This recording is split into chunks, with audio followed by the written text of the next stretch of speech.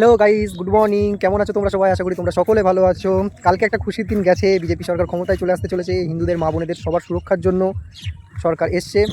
তো খুশির দিনের সাথে সাথে চাষিদের জন্য দুঃখের বিষয় হচ্ছে প্রচণ্ড পরিমাণে বৃষ্টি হয়েছিল, যার জন্য খেতে এরকম এরকম জল জমে গেছে। দেখতে পাচ্ছ তোমরা।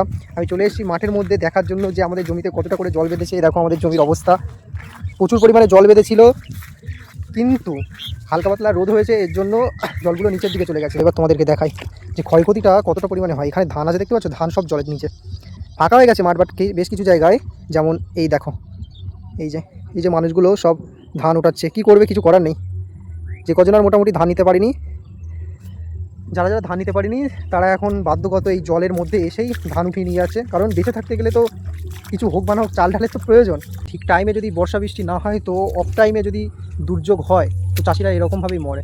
দেখো, যদিও বা অনেকের ধান তোলা হয়ে গেছে বলে বাঁচোয়ার, এটা কিন্তু বিল, ঠিক আছে? তো এই টাইমে বৃষ্টি হওয়ার কথা না, এত পরিমাণে বৃষ্টি হচ্ছে, ঠিক আছে, হালকা পাতলা ছিটে ফোটা বৃষ্টি হলে অসুবিধা নেই। বাট হ্যাঁ হ্যাঁ, ওইদিকে জেঠু বলছে, দেখা যাচ্ছে, জেঠু বলছে যে ক্যামেরা করে পাঠাও পাঠাও। পাঠাবো তো অবশ্যই, না তো মানুষ দেখবে কী করে। তবুও একটা জিনিস অনেকটাই ভালো, যে আমাদের এখানে কম ক্ষয়ক্ষতি হয়, ঠিক আছে?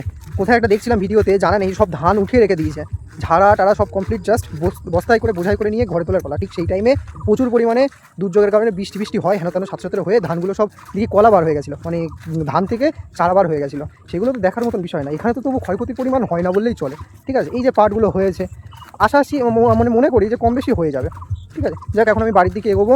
চলে এসেছি বাড়িতে, দেখতে পাচ্ছ, দুপুরবেলা স্নান করে বসে বললাম খেতে।